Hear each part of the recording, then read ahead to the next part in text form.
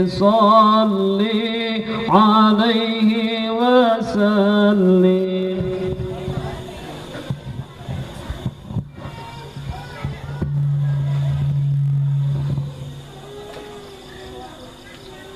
Assalamualaikum warahmatullahi wabarakatuh.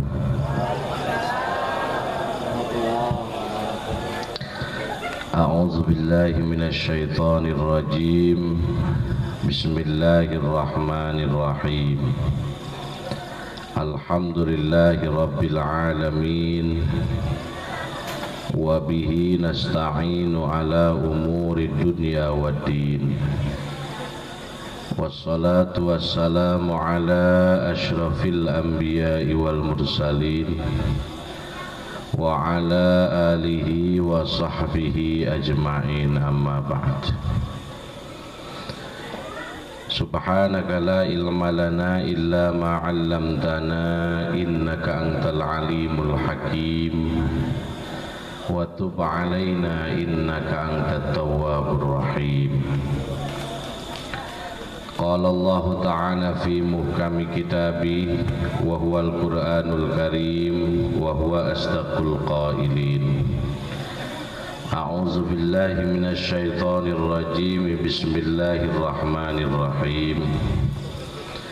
Wal yakhshal ladzina law taraku min khalfihim dzurriyyatan dhi'afa khafu 'alaihim falyattaqullaha wal yaqulu qawlan syadida. Al-ayah manane wallahu a'lam bihaqiqatil murad.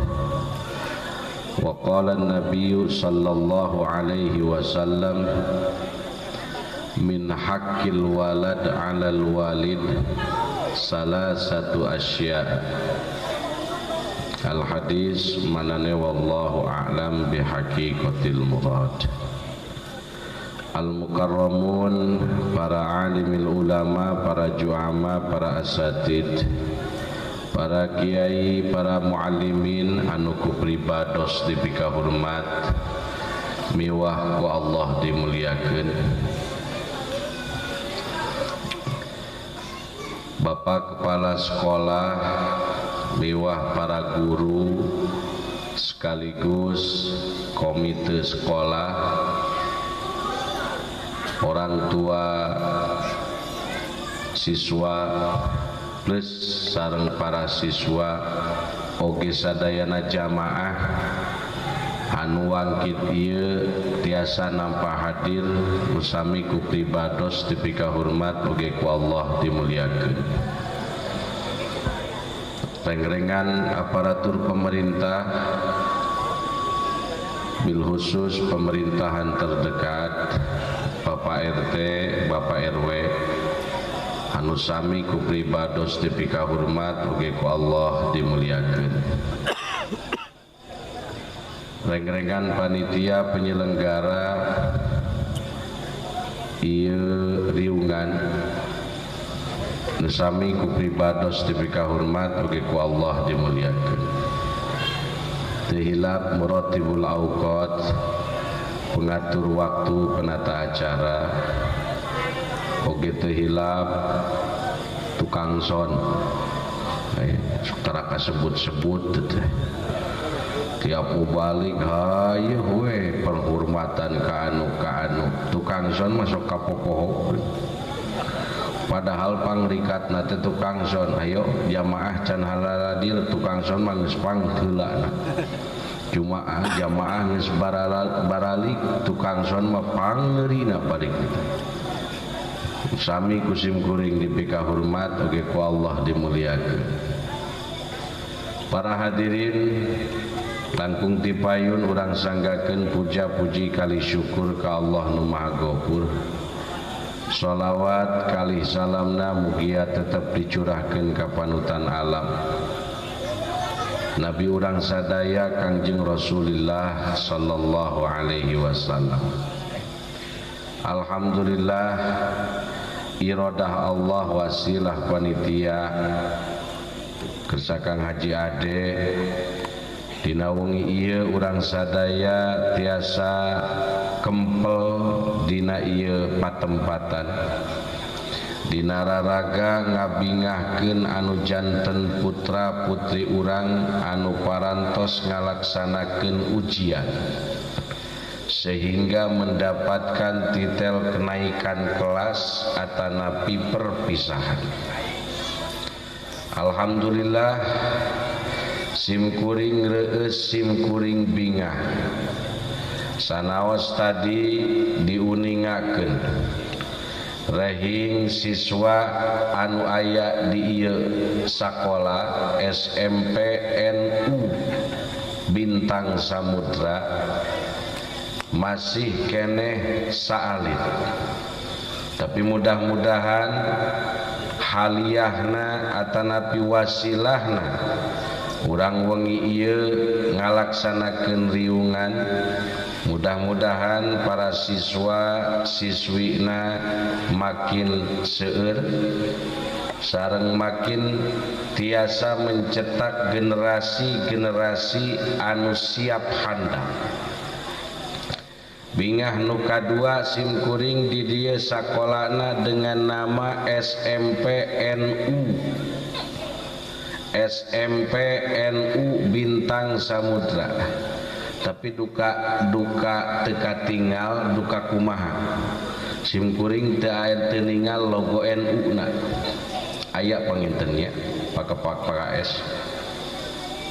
Takdir Allah simkuring ketika berbicara tentang NU punya tanggung jawab tersendiri karena hakikiah ku Allah wasilah ketua anu engal simkuring ditunjuk janten wakil ketua PCNU Kabupaten Cianjur salah sawiosna neme dinten tadi SK-na ti PBNU dicanak janten pala hadirin rahimakumullah.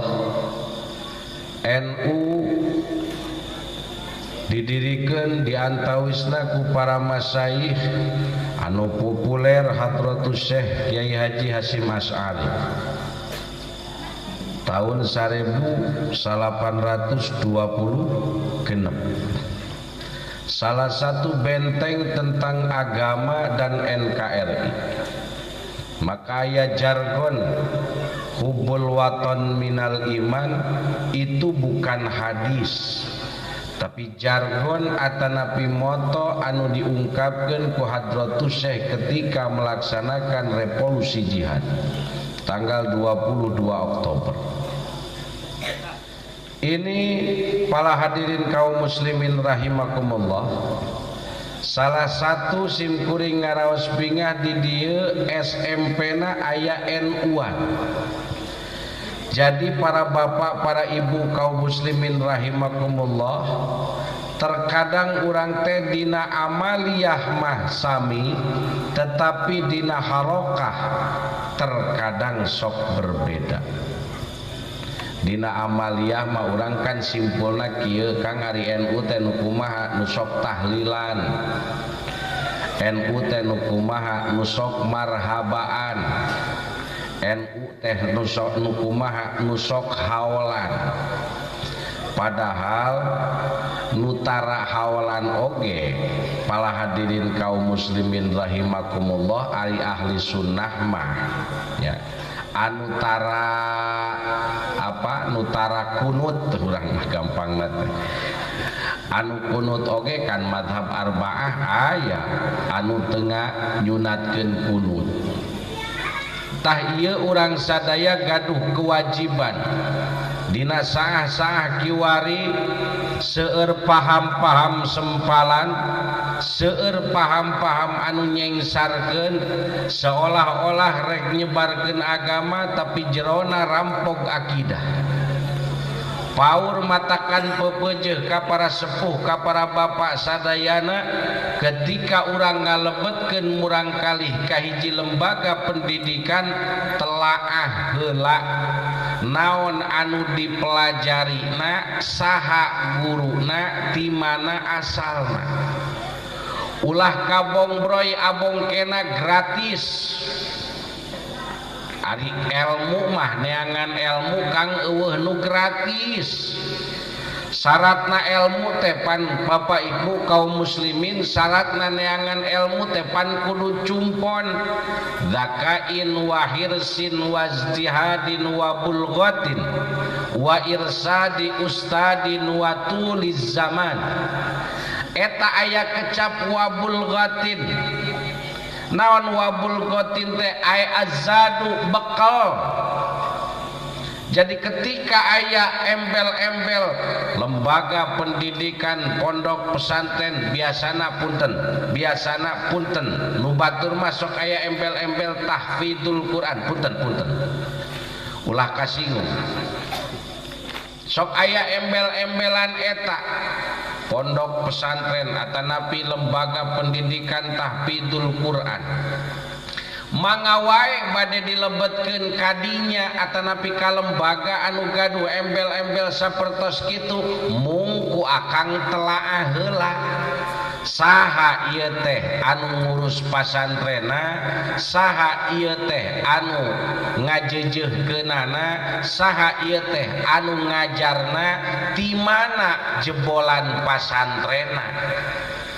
Da ayeuna mah kadang-kadang hayang nyieun pasantren loba jelema boga pasantren boga lembaga pendidikan ngaji teu bisa masantren teu pernah gara-gara boga duit warisan nyieun we pondok pasantren. Pala hadirin kaum muslimin rahimakumullah, nu akhirna manehna jadi pimpinan pondok pesantren jadi we hareupna aya kiai hajian. Padahal jurumiyah kitu wau-wau acan. Ngasrol nage boro-boro tepikakeun katutung nyahong kasrol naon ge hanteu. Ieu nu matak pikapaureun ulah dugikakeun terjadi seperti kasus murang kalih dilebetkeun ka hiji lembaga pendidikan balik ti pasantren balik ti lembaga pendidikanana nentang kanu janten kolotna inung bapana taraweh 20 kalakah nyawat jeung nyaci tur nyela ngagogoreng inung jeung bapana. Bapak dan ibu itu adalah salah. Kenapa sebabnya? Karena sholat tarawih 20 rakaat itu tidak ada di zaman Rasulnya. Itu bid'ah. Setiap bid'ah adalah binar dan seterusnya. Tapi kaken urang ulah kacolongan ngasukeun budak ka lembaga pendidikan. Simkuring reueus di dia aya label NU-an. Naon margina hanya satu-satunya NU yang menjaga akan marwah agama, akan menjaga kebinekaan, menjaga tentang kebangsaan. Karena di NU itu diajarkan satu ukhuwah Islamiyah, yang kedua ukhuwah wataniyah, dan yang ketiga adalah ukhuwah basyariyah. Persaudaraan sesama umat muslim. Rek madhab mana wae salagi eta jalma geus ngucapkeun la ilaha illallah Muhammadur Rasulullah dulur urang sesama Islam.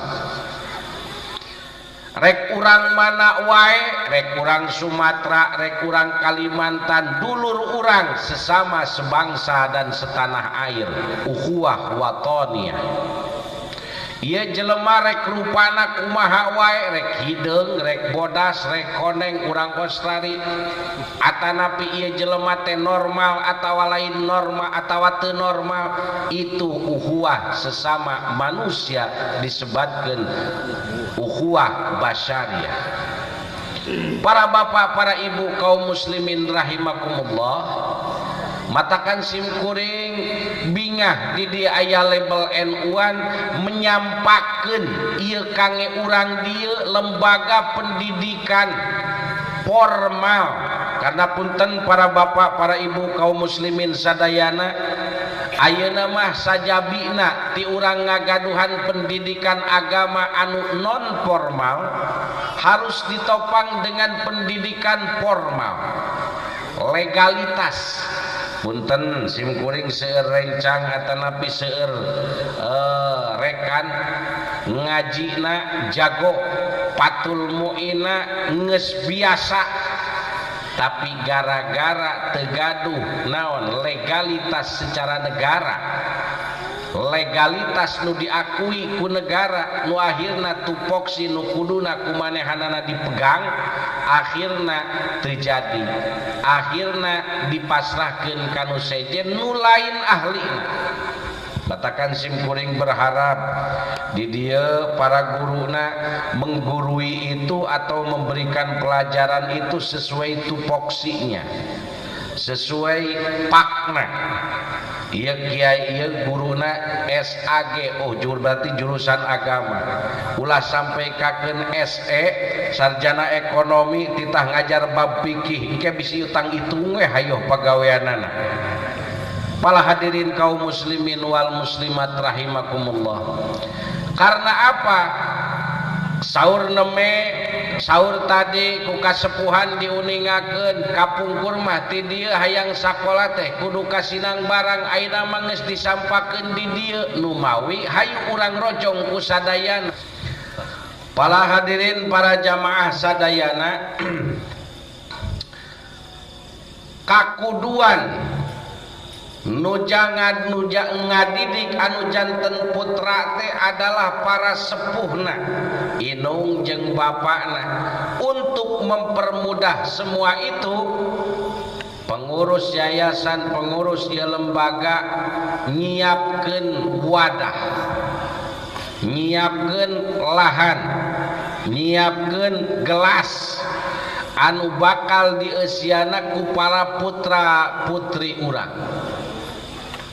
Kan para bapak, para ibu kaum muslimin rahimakumullah tadi ngageuing ketua panitia sekaligus al-mukarram anu ijab ka urang sadayana supados nyakolakeun murang kalihna di ieu naon, di ieu lembaga, di ieu yayasan atanapi di ieu sakola anu memang usiana tos medugi kana usia SMP atanapi usia kelas 7.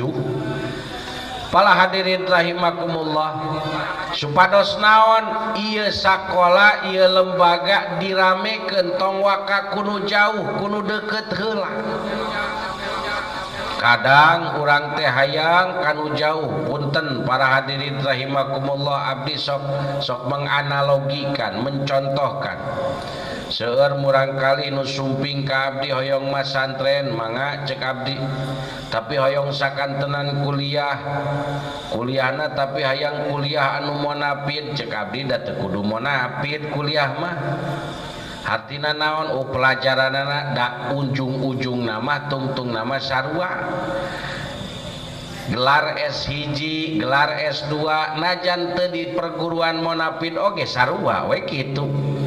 Gelar nama atanapi titel nama teh. Para hadirin rahimakumullah, urang dieu hayang sakola SMP teu kudu waka tebih-tebih kasinang barang komo bari didugdag mah capek. Murang kalih tetenang, urang sepuhna nu jadi sepuhna tetenang, murang kalih tiap dinten angkat ka sakola mariman motor teuing bisi cilaka pan kana motor mah. Coba lamun deket asupkeun we ka dieu dulu rahimakumullah, eta salah sawios urang ngagugurkeun kawajiban Allah ngaamanatkeun ka urang sadaya di antawisna naon amanat ti Allah, titipan ti Allah putra putri urang. Hayang ningali akhlak urang kumaha, tingali we putra jeung putri urang. Pan anak urang teh eta teh fotokopi nya Kang. Anak urang teh fotokopi moal jauh jeung perkara nu dipotokopina. Dipotokopi teh KTP dan nu kaluar teh lain kakak KTP we anger. Budak teh KTP nu jadi, budak teh fotokopi nu jadi inung bapakna. Budak teh bangor wae geuningan, boa baheula inung bapana bangor meureuna. Budak teh alhamdulillah nurut sugan turun ti inungna, ari dina alusna mah sok pada ngaku da teh. Budak teh bangir irungna teh ngalaka sahanya, cek inungna teh nya kalaka emak atuh. Cek bapana islain ngalaka bapa sakitu irung bengek ngalaka bapa oe. dina alus nama ningang weh budakna upamana ogo budak dengan leweh jeung ceurik ge pagaweanna teh ieu teh ngalaka sahanya cek bapana ngalaka maneh cek inungna lain ieu mah udah budakna ge lalaki kumaha bapana we tungtungna kitu hadirin rahimakumullah lamun perkara nu alus sifatul mahmudahna sok silih aku padahal mah teu di aku teu silih aku atawa silih tuduhkeun oge sarua meunang nyitak duaan da.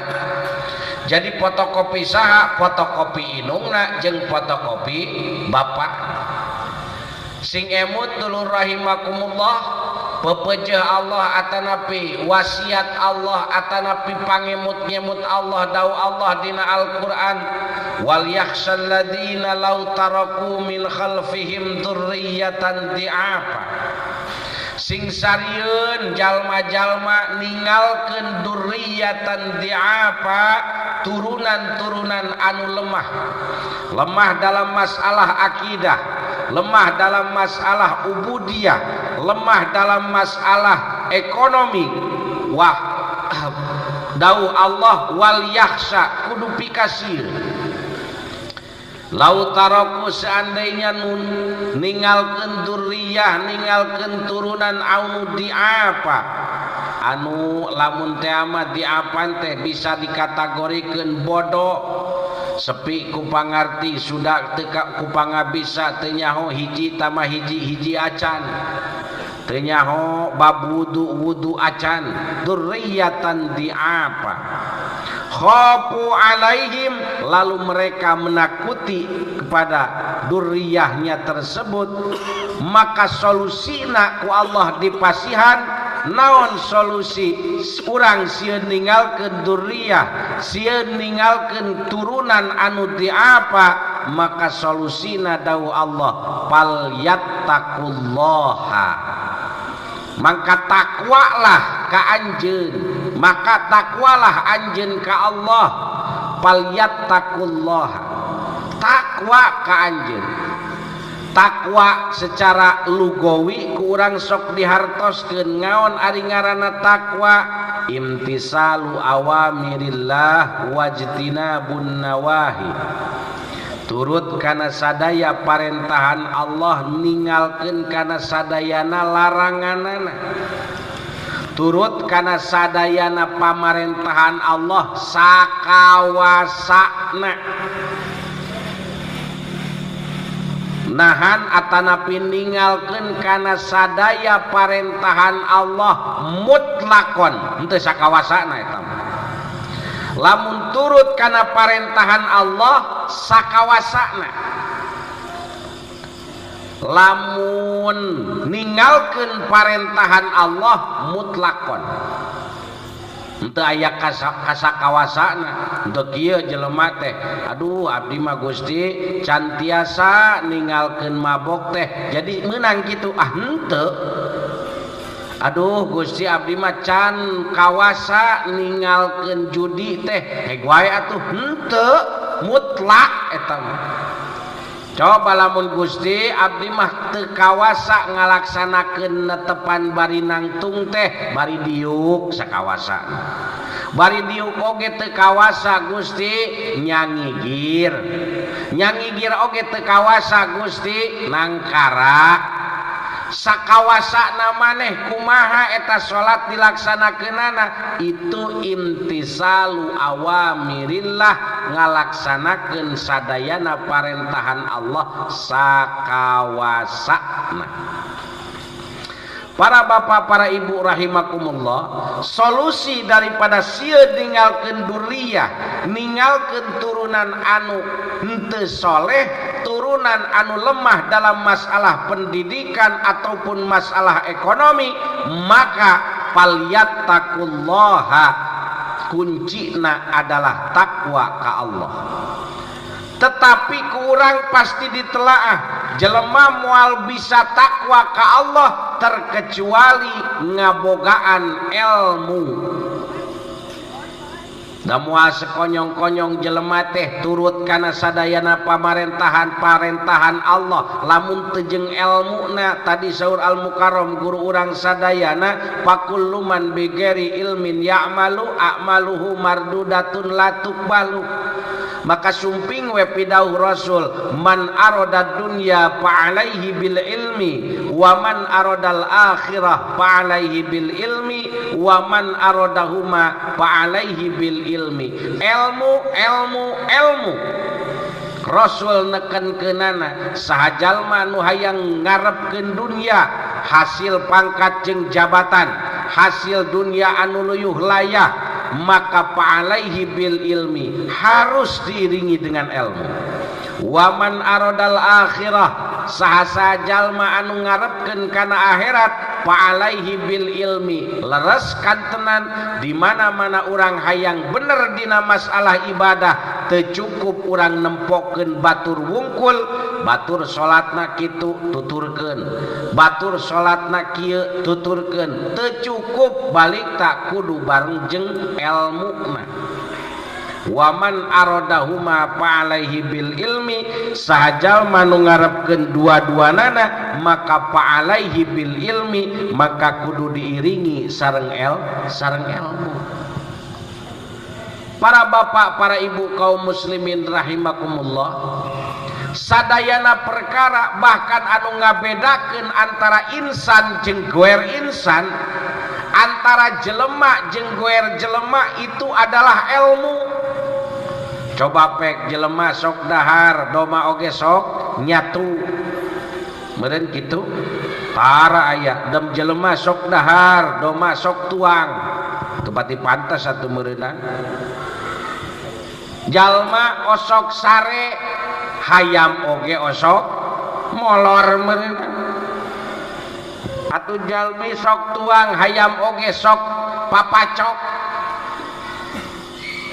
Bahkan jalmi sok nikah hayam oge osok pidaku cenah hayam dikawin maksudna mah lain nikahna lazim tina nikahna ngan pedah teu dirahpalan we meureunan hayam mah jelema mah nikahna dirahpalan heula sabab hibdun nasli ngaraksa turunan.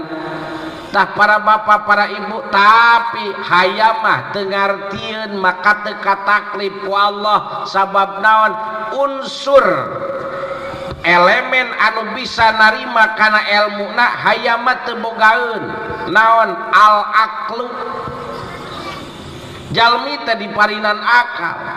Maka ketika Allah ngadamel Nabi Adam saatos Allah ngadamel Nabi Adam sebagian malaikat ayanu cemburu sosial. Dawuh Allah, ingat malaikat wa idz qala rabbuka lil malaikati inni ja'ilun fil ardi khalifah. Sing emut kana cariosan Allah nyarios kana ka para malaikat inni ja'ilun fil ardi khalifah. Kaula teh rek nyieun di alam dunia teh gaganti atanapi makhluk anu ngurus nu ngaramekeun alam dunia. Malaikat cemburu sosial. Cemburu sosialna cek malaikat ataj'alu fiha may yufsidu fiha wa yasfikud dima. Gusti nakunaon make Gusti ngadamel khalifah di bumi teh nu sok ngutah-ngutahkeun getih jeung nu sok ngaruksak alam dunia. Ataj'alu fiha may yufsidu fiha wa yasfikud dima. Padahal cek malaikat wa nahnu nusabbihu bihamdika wa nuqaddisu lak. Abdi sadaya teh pan sok maca tasbih kadampal Gusti. Abdi sadaya teh pan anu sok maca tahmid kadampal Gusti. Anu ngamulazamah dina ibadah saur eta malaikat. Maka sabada malaikat ngobrol kitu ku Allah sebagian malaikat diruksak. Nah make diruksak sabab teu nampi kana iradah jeung kahoyongna Allah. Maka saprak tidinya aya weh dilaksanakeun salat berjamaah, aya wudu jeung salat berjamaah. Ngadeheus malaikat kalawan khudu dikepalai ku malak Jibril ngalaksanakeun salat anu dimakmuman ku para malaikat. Lalu para hadirin rahimakumullah disyariatkeun weh salat berjamaah. Malaikat cemburu, tetapi setelah ku Allah di aplikasikeun ja'ilun fil ardi khalifah, ketika Nabi Adam parantos didamel ku Allah, wa 'allama Adamal asma'a kullaha. Lamun bahasa ayeuna mah meureunna Nabi Adam teh presentasi ngajarkeun ka malaikat tah ieu teh ngaranna anu nu kieu ngaranna botol nu dicepeng ku abdi ngaranna mik. Nabi Adam apaleun naon sababna anu nyekelna panturunan Nabi Adam. Moal aya Nabi Adam teh teu wauheun teu nyahoeun kana nu kieu teh ngaranna teh salon, cek urang Sunda mah pan salon nu kitu teh. Apaleun Nabi Adam atupan urang teh turunanana anu nyieun nu kieu teh panturunan anjeunna. Jadi urang teh gagah Kang sabenerna mah turunan Nabi. Nabi naon? Nabi Adam urang teh. Turunan Nabi. Para bapak, para ibu kaum muslimin rahimakumullah. Ya. Ketika sabada Nabi Adam didamel ku Allah, dijadikeun naon khalifah fil ardi, wa 'allama Adamal asma'a kullaha. Tepikakeun Allah miwarang ka malaikat, wa idz qala rabbuka lil malaikati isjudu li Adama fasajadu. Maka ketika Allah sabada ngadamel Nabi Adam, sadayana malaikat dipiwarang sujud nandakeun kana kaunggulanana makhluk nu ngaranna jelema tinimang makhluk Allah nu sejen nu ngaranna malaikat. Malaikat tepikakeun ka sujud ka Nabi Adam, aki urang sadaya karuhun urang sadaya disujudan sujudu ta'zimin, sujud ngagungkeun na malaikat ka Nabi Adam. Para hadirin kaum muslimin rahimakumullah, Nabi Adam disujudan sabab naon? Ketika sabada Nabi Adam didamel presentasi di payuneun malaikat. Tah ieu teh ngaranna anu, berdasarkan naon itu Nabi Adam berkata seperti itu? Berdasarkan ilmu. Maka para hadirin kaum muslimin rahimakumullah, nu ngaranna dzurriyyah Nabi Adam dipasihan elemen, dipasihan hiji perkara nu bisa narima kana ilmu bentukna nyaeta akal. Da jelema nu teu berakal mah teu narima kana ilmu. Ari ilmu teh bahasa Arab, ari bahasa Sunda mah pe kanyaho atau tipi pangabisa teh eta teh ilmu. Hayang masalah dunia kudu dibarengan jeung ilmuna. Hayang boga titel pangkat jabatan anu luhur kudu dicuk-cruk galur jeung ilmuna. Hayang masalah agama tentu kudu dibarengan jeung ilmuna. Moal aya hiji perkara nu teu leupas tina ilmu. Para hadirin kaum muslimin rahimakumullah, ilmu nu paling utama naon sababna? Sekalipun urang ngalaksanakeun ibadah teu dibarengan jeung ilmuna, pasti itu mardudatun la tuqbalu.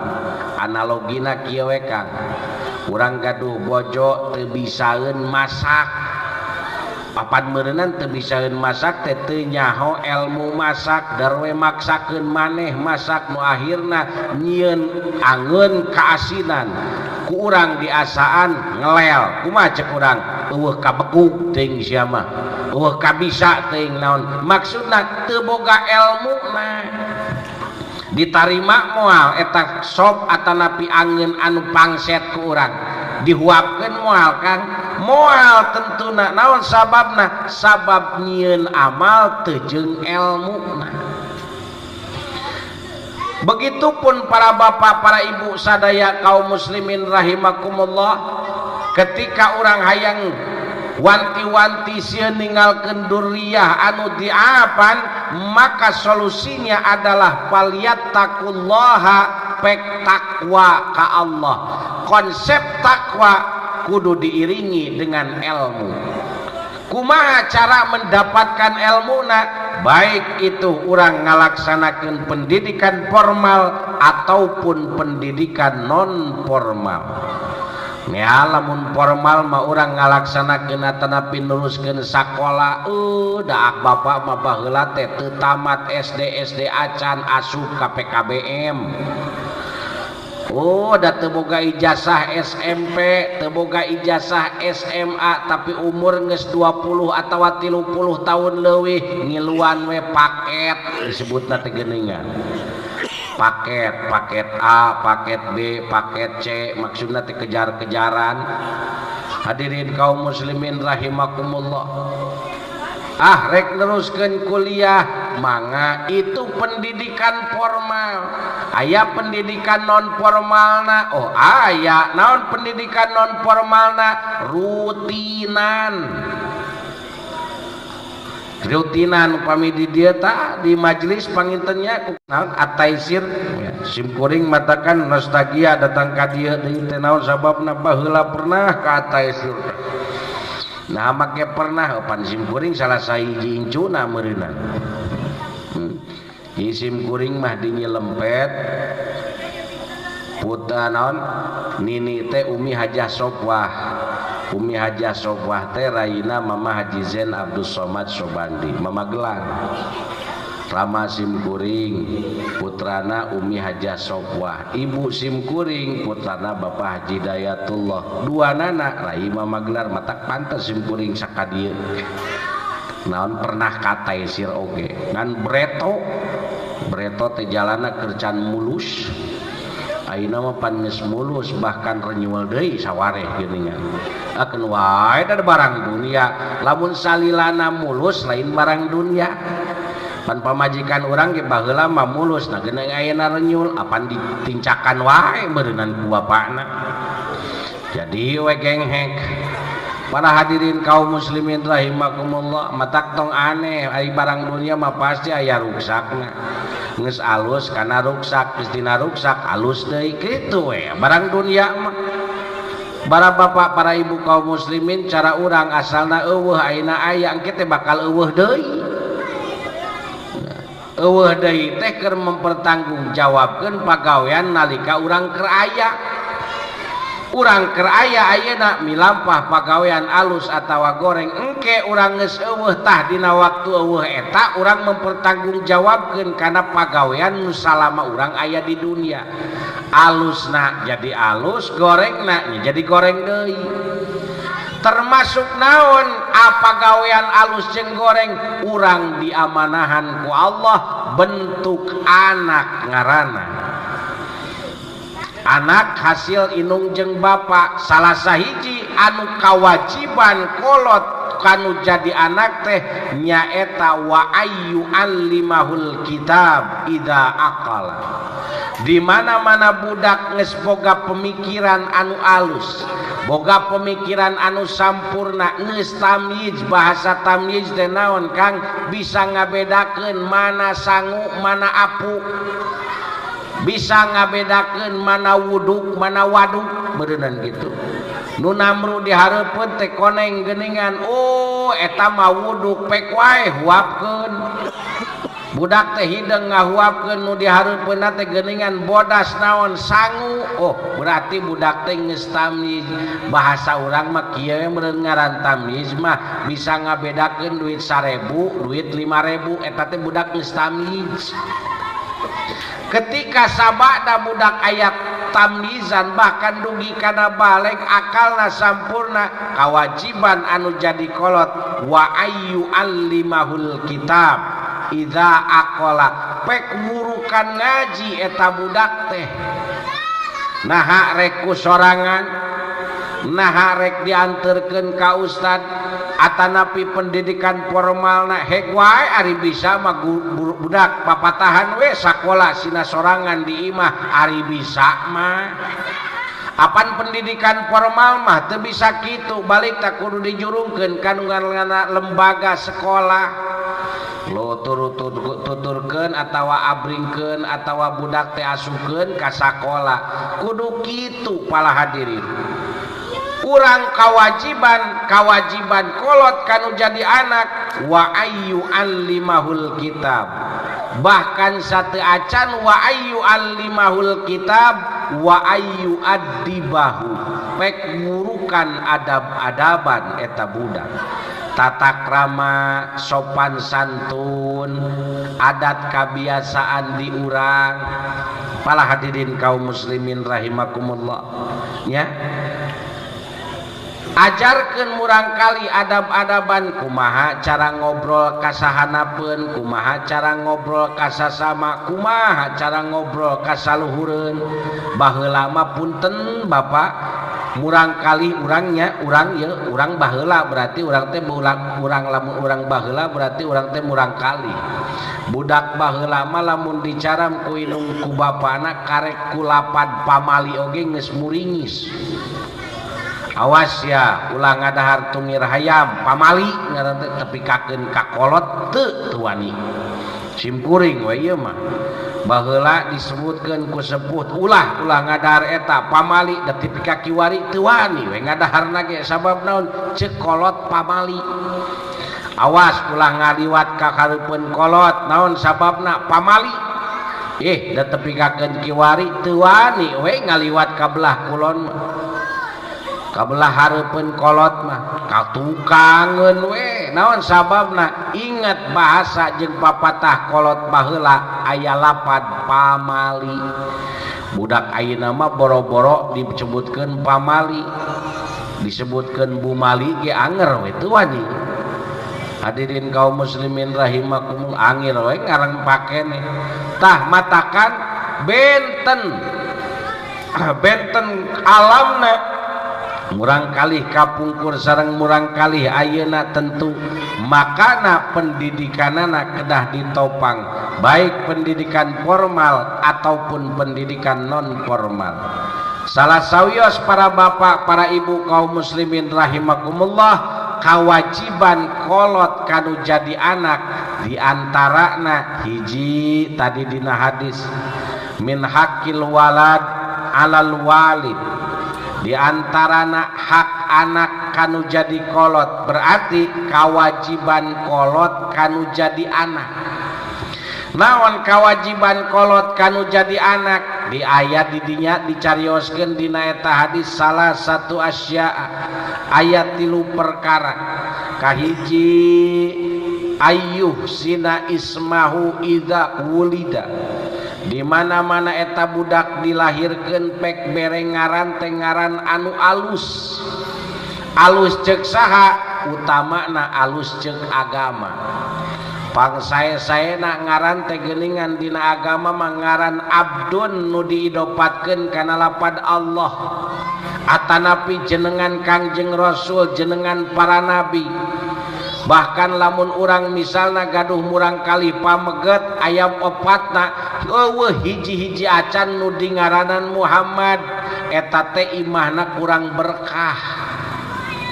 Bahkan alusna makang lamun urang boga anak lalaki pek ngaranan teh kabeh we Muhammad. Nu hiji bulan lahirna bulan Rajab Muhammad Rajab, nu kadua lahirna bulan Muharram Muhammad Muharram, nu katilu ngaranna lahirna bulan Ramadan Muhammad Ramadan. Terus we kitu teu elat nempelkeun ngaran Muhammad, insyaallah bakal berkah.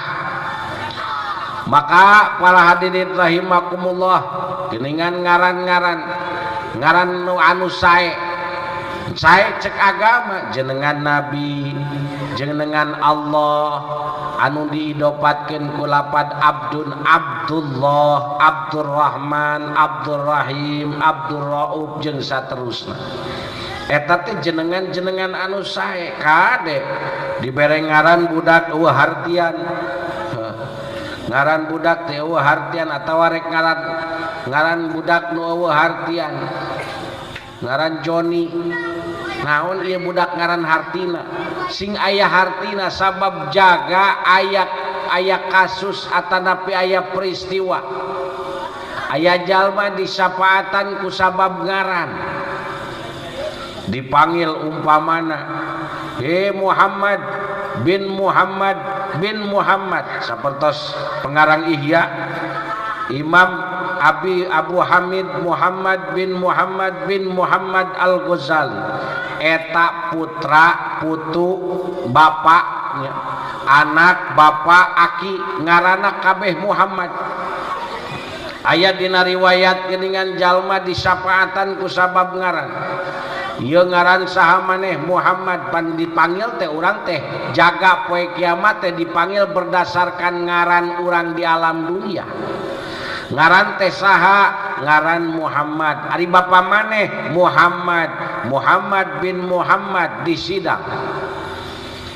dawuh Allah maneh teh ngaran Muhammad leres Gusti ari bapa maneh saha Muhammad Gusti oh geus we maneh teu kudu di pengadilan teu kudu dihisab langsung we ka surga kaditu naon sababna sabab ngaran maneh ngaran jalmi anu dipika deudeuh dipika cinta ku kaula dawuh Allah teu dihisab heula disapaatan ku sababiah ngaran coba kacipta isina lamun mumpamana urang boga ngaran Robert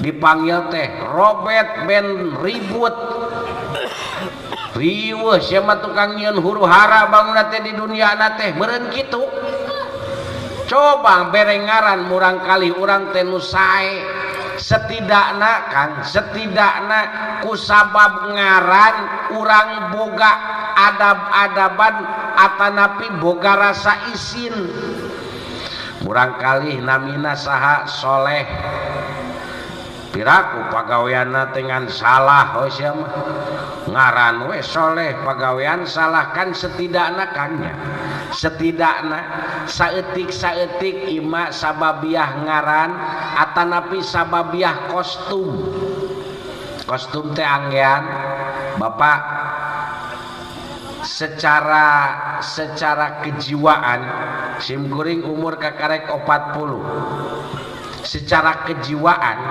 itu resepna ulin resepna ngaheureyan awewe umpamana resepna teh tual toer heureuy lamun ayeuna simkuring rek kikituan sebenarnya fasilitas mudah gampang tinggal ganti kopiah make pet ieu baju koko make kaos oblong samping jangki ku carana lepis tempelkeun we di dieu kunci mobil da langsung teh meunang 4 siki wae mah lamun di kota mah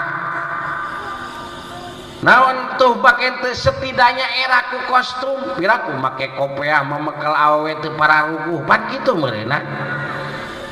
Hadirin kaum muslimin wal muslimat rahimakumullah ku ngaran bisa disapaatan borok piling jaga di dunia keneh disapaatan ngaran we Solehudin pagawean ngan salah sia mah umpama kitu setidakna jadi era ngan kade kadang-kadang ngaran alus menang nyieun kolot nama panggilanana lain panggilanana lain ngaran Muhammad Ibrahim dipanggil Ram gitu atawa Ibro dipanggilna kemana Ibro atuh teruskeun we Mang Ibrahim gitu ngaran Jakaria jadi Jack.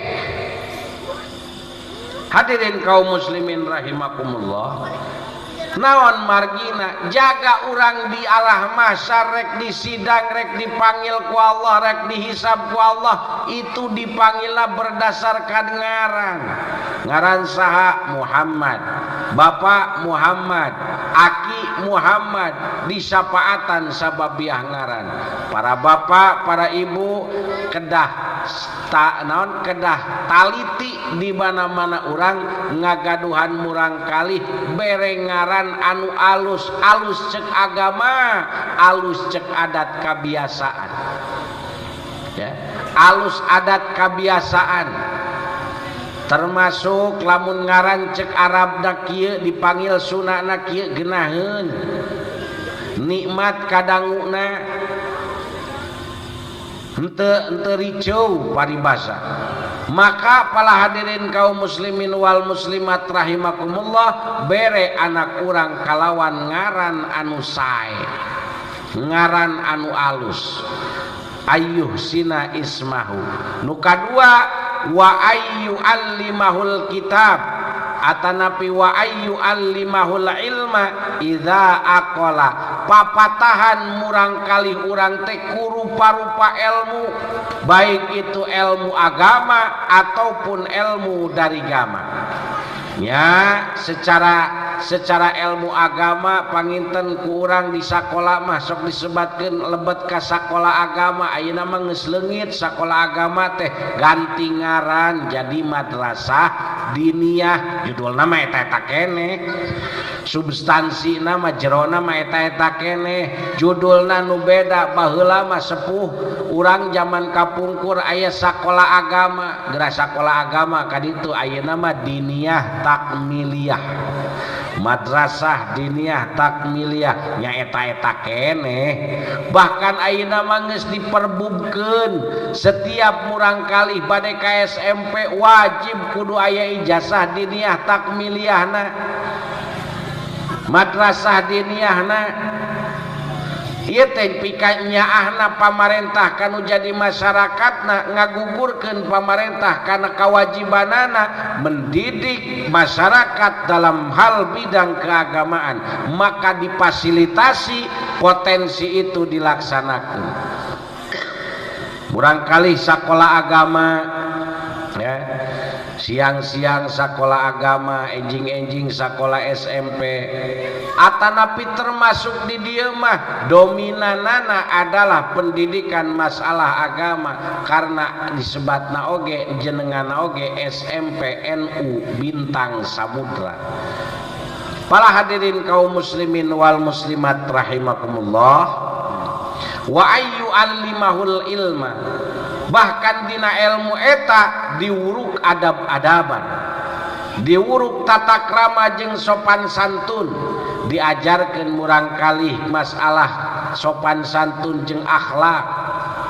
Akhlak ka saha? Akhlak ka Allah, akhlak ka sasama, sareng akhlak ka alam semesta. Akhlak ka lingkungan, akhlak ka Allah teu wani ninggalkeun ibadah, akhlak ka Allah teu wani ngarepak larangan Allah, akhlak ka inung akhlak ka naon akhlak ka alam semesta teu wani ngaruksak alam. Akhlak ka sasama, akhlak ka papada jalma, kumaha nyang hareupan kolot, kumaha nyang hareupan budak, kumaha nyang hareupan sasama, itu diajarkeun.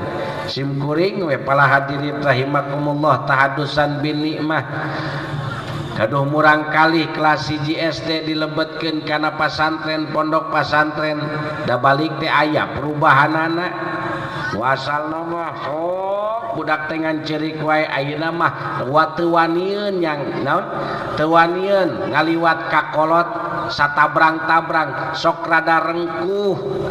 Eta teh salah sawios nu dididik di pasantren, nu dididik di sakola, ngawuruk adab-adaban. Bahkan Rasul midau laisa minna man lam yu'addib ibnahu, teu kaasupkeun kana golongan kaula mana-mana jalma anu teu ngawuruk adab-adaban kanu jadi putrana. Supados urang kenging kana masalah naon, masalah ngocor naganyaran diantawisna waladin sholihin yad'u lahu, murang kali anu soleh anu ngaduakeun ka inung bapana. Ieu Rasul ngaidan nu salah sawios ngocor ka alam akhirat, ka alam barzah teh adalah waladin sholihin yad'u lahu, murang kali anu soleh nu ngaduakeun ka inung bapana. Naha make kudu ngaduakeun inung bapana? Bisi murang kalina soleh lain sababiah inung bapana, tapi sababiah nu sejen, sababiah batur. nyalamun solehna ku sabab inung bapak nama pala hadirin teu kudu make kain yad'ulahu da eta mah langsung ngocor. Budak teh bisaeun maca bismillah ti saha ti inungna. Budak teh bisaeun maca Fatihah ku saha ku bapakna eta mah teu kudu make kudu yad'ulahu. Dan ketika budak ngacakeun bismillah, ketika ngucapkeun Fatihah pasti ganyaranana ngocor ka inung bapakna nu ngajarkeun pangmimitina. Tah ketika orang teu bisa ngajarkeun masalah ilmu nu lainna, maka pasrahkeun ka lembaga pendidikan. Pasrahkeun ka lembaga pendidikan supaya naon? Murang kali orang dididik masalah ilmuna, dididik masalah adab-adabanana. Para bapak, para ibu kaum muslimin wal muslimat rahimakumullah, kewajiban anak kanu jadi kolot nyaeta mere ilmu. Sabab bapak eueuh deui, terutama para bapak, para ibu ketika orang ngalaksanakeun tolabul ilmi eta teh pan disebutkeun teh ngaleungitkeun status jipatud dunya, ngaleungitkeun status bangkena dunya nu aya dina diri urang. Dauh katerangan ad-dunya kulluha jipatun, ari dunia teh sadaya ge hargaan, mayit sadayana oge, benda mati. Ad-dunya kulluha jipatun, ari dunia teh sadayana bae bangke, illal alim wal muta'allim wal dikrullahi, terkecuali nu diiwalkeun tilu. Anu leungit dina status bangke adalah tilu perkara. Kahiji al alimu, jalma anu sok ngawurukan, jalma anu sok mamatahan. Nu kadua wal muta'allimu, jalma anu sok belajar, jalma anu sok diajar. Nomor katiluna wa dzikrullahi, zikir ka Allah.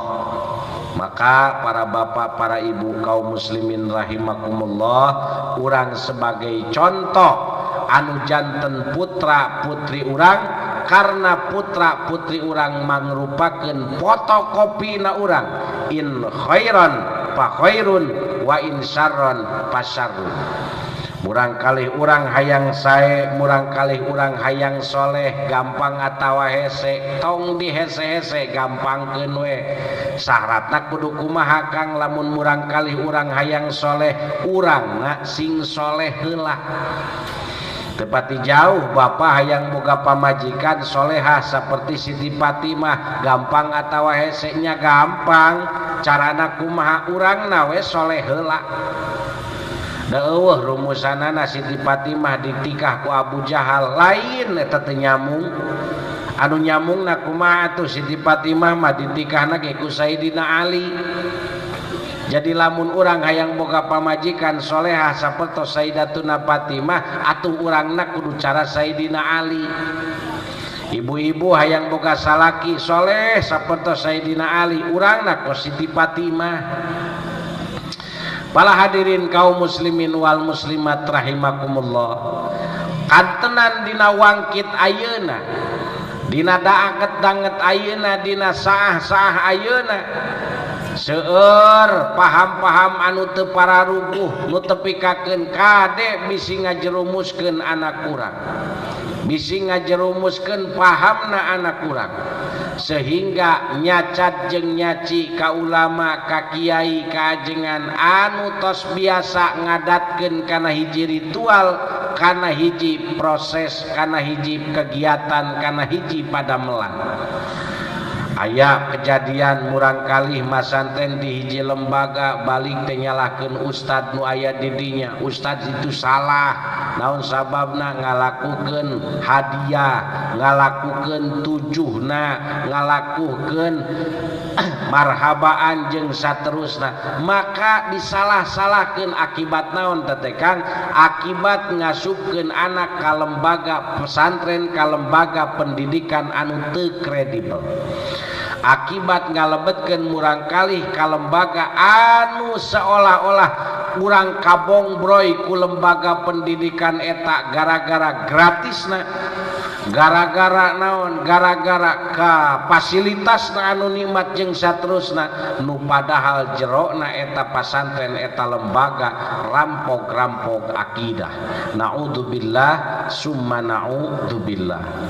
Para bapak, para ibu kaum muslimin rahimakumullah, sakali deui sim kuring ngaraos bingah ngaraos reueus di patempatan aya lembaga pendidikan nu berbasis Nahdlatul Ulama, mudah-mudahan kapayuna ieu sakola tiasa menelorkan generasi-generasi handal, generasi-generasi yang religi dan agamis, generasi-generasi yang agamis dan nasionalis, anu bisa mengemban memberikan ketentraman, kenikmatan, kedamaian di tengah-tengah masyarakat urang sadaya.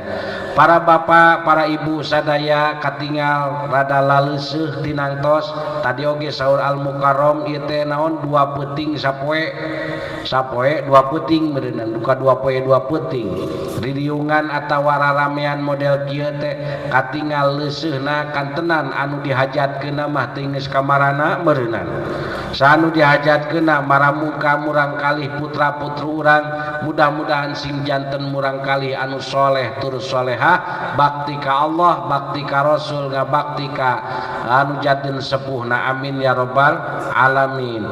Mudah-mudahan wae sasiereun sabeunyereun cariosan abdi sing aya manfaat khusus kangge nyalira, umum kangge urang sadaya dina raraga ningkatkeun amal ibadah ka Allah Subhanahu wa taala. Sakitu nu kapihatur leresna taufik sareng hidayah ti Allah, lepatna kaalpaan oge kabodohan pribados. Terakhir saurna tadi urang tutup ku doa, mangga urang sasamian ngadoa bi barokati ummil Quran. Al-Fatihah. A'udzu billahi minasyaitonir rajim. Bismillahirrahmanirrahim. Alhamdulillahirabbil alamin arrahmanir rahim maliki yaumiddin. Iyyaka na'budu wa iyyaka nasta'in. Ihdinas siratal mustaqim siratal ladzina an'amta 'alaihim ghairil maghdubi 'alaihim waladdallin. Rabbikfir li amin ya Allah ya rabbal alamin. Bismillahirrahmanirrahim. Alhamdulillahirabbil alamin. Allahumma shalli ala sayyidina Muhammad wa ala ali sayyidina Muhammad. Allahumma rabbana ighfir lana dunubana wa liwalidayna warhamhuma kama rabbayana shighara. Allahumma tawil umurana wa liwalidayna warhamhuma kama rabbayana shighara. Rabbana hab lana min azwajina wa dhurriyyatina qurrata a'yun waj'alna lil muttaqina imama. Rabbana taqabbal du'ana innaka antas samiul alim wa tub 'alaina innaka antat tawwabur rahim. Rabbana anzil 'alaina ma'idatan minas sama'i takunu lana 'idan li awwalina wa akhirina wa ayatan minka warzuqna wa anta khairur raziqin wa anta khairur raziqin wa anta khairur raziqin. Allahumma la tada' lana bi maqamina hadha dhanban illa ghafartah wa la hamman illa farajtah wa la maridan illa syafaitah wa la daynan illa qadaitah wa la hajatan min hawaiji dunya wal akhirah illa qadaitaha wa yassartaha bi rahmatika ya arhamar rahimin. Allahumma ja'al jam'ana hadha jam'an marhuma wa tafarruqana min ba'dihi tafarruqan ma'suma bi jahi sayyidina wa nabiyyina Muhammadin sallallahu alaihi wasallam. Rabbana atina fid dunya hasanah wa fil akhirati hasanah wa qina adzabannar. Subhana rabbika rabbil izzati amma yasifun wa salamun alal mursalin walhamdulillahi rabbil alamin. Akhirul kalam wallahu muwaffiq ila aqwamit thariq.